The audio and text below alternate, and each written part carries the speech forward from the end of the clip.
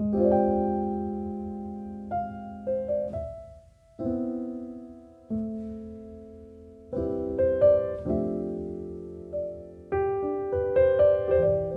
we're going to be doing a very relaxing sketch and painting of this scene from Anne with an E. I did this one when I was feeling really overwhelmed with how much work I had to do with the videos that I already have filmed and I have to edit. So of course I remedied that by filming another one, but I just really needed to get out of my head and do a painting that I would do for myself without any outside pressures telling me that it has to be perfect and accurate. And by outside I mean me. Usually I know that the pressure is just from myself, but for my paintings that I usually have on my YouTube channel, they might not all look perfect and even all look great, but to me they pass a certain level of standard that I have for myself. So to really enjoy this one, I needed to have it in my head that I wasn't gonna post this one and that I would just paint it for myself. I would just happen to have a camera on it. This may not resonate to a lot of you guys, but I have been on YouTube for a long time now, and ever since I've started uploading regularly, I very rarely paint anything that I don't post on here. I even neglected my Instagram for a long time just because all of my paintings that I do are going to be posted on YouTube anyway. So this is actually a very novel experience for me, and it was just really relaxing. And I think maybe something about that outlook when I painted this that resonated with the final look of the piece, that some of you guys end up really liking it as well, some of you who saw it on Instagram. So yeah, I was really happy about that. And so for this, I was using a lot of the art supplies that I really just enjoyed drawing with. Even the little red pencil that I was sketching with from the start, I don't usually use that so much now for my videos because it repels water and I just really don't like how that looks on my videos. But since this one wasn't initially for my videos, I just ended up using it. I'm also using my SMLT art stone book, which I haven't used in a while before this, but you will see in more videos after this one, because after this painting I was just really reminded of how special this sketchbook actually is. What I really like about it is that it feels as good to sketch on it as it is to paint on it, and usually with watercolor papers for me that's not the case, because I don't like it when the texture on my paper just eats away at my pencils, and this paper doesn't feel like that. It just feels really good to sketch on it. And then I'm also going to use my own set of brushes with Craftamo, and I wanted to take this opportunity to really thank you guys that bought it, especially those of you who messaged me that you got it. It just makes me so happy, and I really wanted to thank you guys for your support. And for now, I'm adding a very thin layer of this very vibrant color, and I actually very intentionally used a color that I think would be the opposite of the final colors on my piece. So the final colors are very muted greens, very warm greens, and so I intentionally used the coolest red that I have and put in that very strong, vibrant color initially, so that when I cover it with my gouache, it's a little bit of that brightness that comes out, especially on some areas where the gouache isn't fully opaque. But also it allows me to completely cover the areas that I need to, especially for areas like her face where I needed to be very natural colors. Adding that very vibrant color initially just really forced me to add in the exact colors that I need and allowed me to not rely on the whiteness of the paper to compensate for that. And of course, since this painting was initially just for me, I also used my favorite paints. These are my Holbein paints and a little bit of the Sui gouache, I think. I just have a little bit more freedom when I'm painting for myself to go between brands, because when I usually do my videos, I want to keep the paints that I use within one brand so it's easier for you guys to replicate.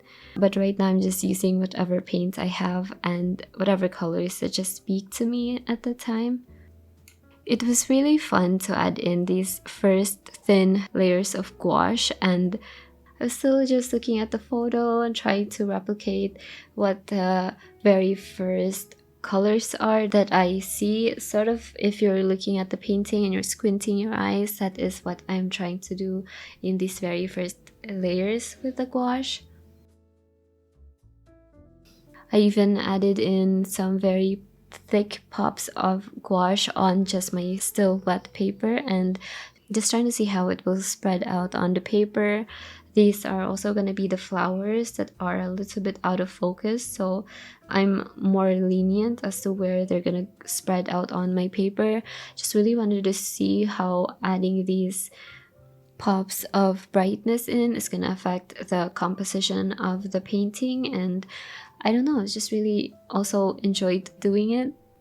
Some of them very sneakily shape out some very important parts of the painting, like the ones that are behind her near her face are actually shaping out her profile. Yes, it's a very important part of the piece, even though some of them I do end up covering with thicker layers of gouache after. I think the hardest part for me was to build up the colors on her face, because for me the most important part of this whole photo is actually getting the lighting and the colors right, and because it's such a specific hue that is on the whole scene, that I wanted to really think about how the shadows are gonna affect her skin tones, especially her face. So these are actually very unnatural looking colors on her. I think this is a mixture of my almost neon yellow and gray color, just a color you wouldn't expect for a skin tone. I have that on there and it doesn't look right, but it actually is still the same color that I ended up building up to until the end of the painting. It's just very important that I get these colors right, maybe even more important than getting her face right. So when it came to actually starting to build up the details on her face, it's where I started to panic a little bit. It's not as easy as building it up like I did with the background and everything, because I'm more critical of how a face looks like with my gouache paintings. And even though I did tell myself that I didn't need to post this, that it doesn't have to look perfectly like the actress that plays her, it's just that portrait artist in me that really wants to get it right. And so this is actually what I would consider to be the ugly stage, just because it looks very wrong. And a big reason why is I really like the colors on the underpainting, but it's very hard for me to replicate that as a thick layer of paint. And so I was starting to doubt myself with this painting at this stage, and I honestly would have abandoned it if I didn't sit back and tell myself that I'm just painting for me, and remind myself that I didn't have to share this painting. I just needed to enjoy myself. I just really was giving pressure to myself that didn't need to be there. And so you see me now slowly start to add in these very thick and dark layers of paint. This isn't actually me trying to add up to the details, but more like me mapping out the darker shadows on her face so I can sort of start to see the structure of her face outside of the initial layers that I had on there before I can move on to the rest of the painting for now. And so going back to the rest of the painting, after not having such a great time drawing her face at this point, was very relaxing because it took me away from having to work on her face again. But I did eventually just go back to her face, and this time went with a thicker paint and actually just focused it on her features first, because I knew that the hardest part would be replicating her skin colors, because I really like the colors that were already on there. The mixture of the grays and the pops of red that were centered on her face, I really like that, and so it was going to be hard for me to replicate that. So that's why you see me just working around it and trying to shape out her feature first. And at this point, I really did try to get her to look like Amy Beth, just because that's what I default to when I'm painting photos. That's why, even though relatively this is still a very early part of the process, you can see me already sculpting out her eyes, trying to shape out her nose to be the way I want her nose to look. The rest of her I just wanted to leave out because I really just like the colors on her face. I was too scared to move it and shift things around when I didn't know if I could replicate colors exactly right.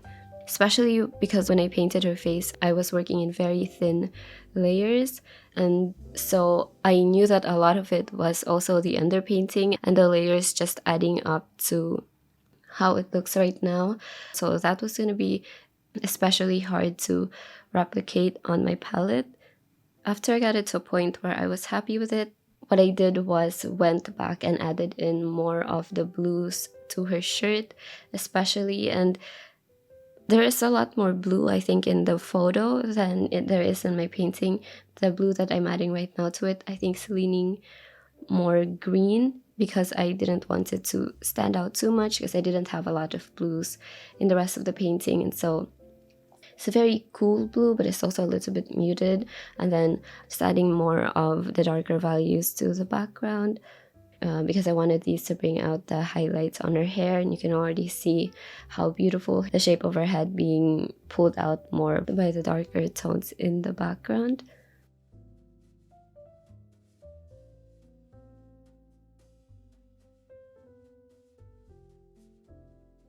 When I couldn't avoid it anymore is when I went back to her face.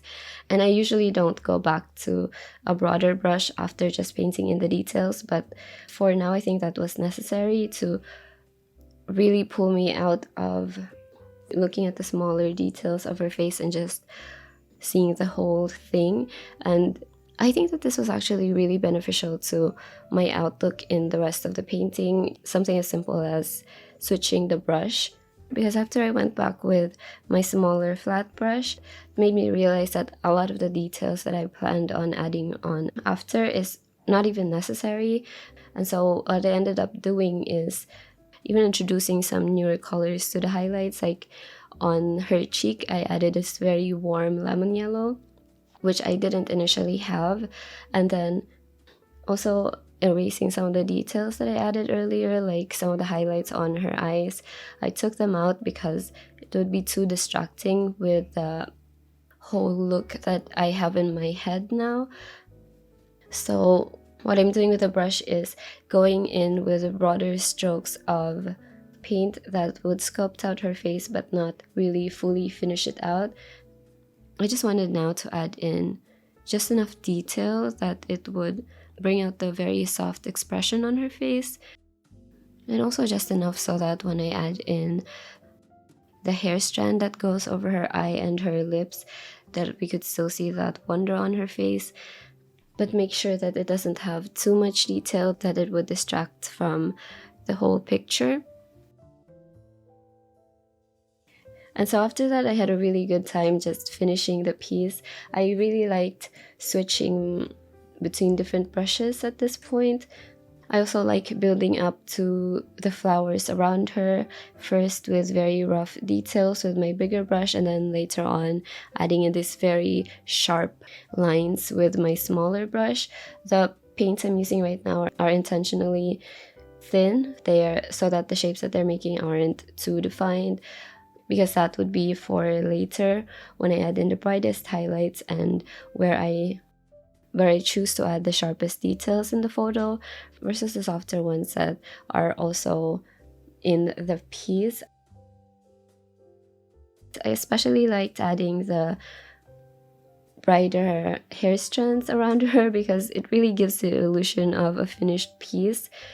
Because when you look at where it looks before this, it was really unfinished and it looked like it would take a while for it to get done. But as I'm adding it now, it looks like we're nearing the end of the painting, and we really are.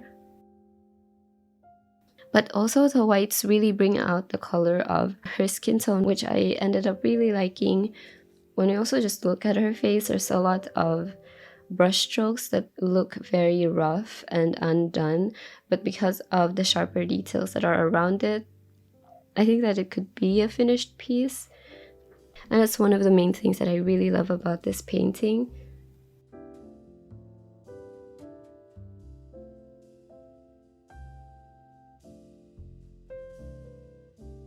You can see too that I'm going back with my biggest brush right as we're nearing the end. That was mostly about making sure her sleeve is dark, because before that I think it was just too light and it doesn't bring out the flowers that are in front of her. Just making sure that her sleeve is dark pulls all of the details out of the flowers that will be beside it. And of course, having that done, I'm going back to my favorite brush in my set, the very thin detail brush. I think that this photo really brings it out because you can really see the beautiful long lines that it can pull. And this is why I really wanted, when I designed this, to make sure that the hair on it is a little bit longer than usual. I mean, just enough for the lines that it makes to be fluid, but also still easy to control when I'm painting these hair strands especially. I think that's another thing that I really like about this painting, is that when you look at it, you can really see the kinds of brushes that were used when I made it. I don't know if you guys can see that. Maybe it's just because I made the brushes that I'm seeing things that aren't really there. But I really like that you can still see the textures of the different brushes that were used to make it, especially in the background and also on her shirt. And for most of her, it feels like it was a tribute to the brushes, which wasn't my intention when I made this, but that's what I see when I look at the finished piece.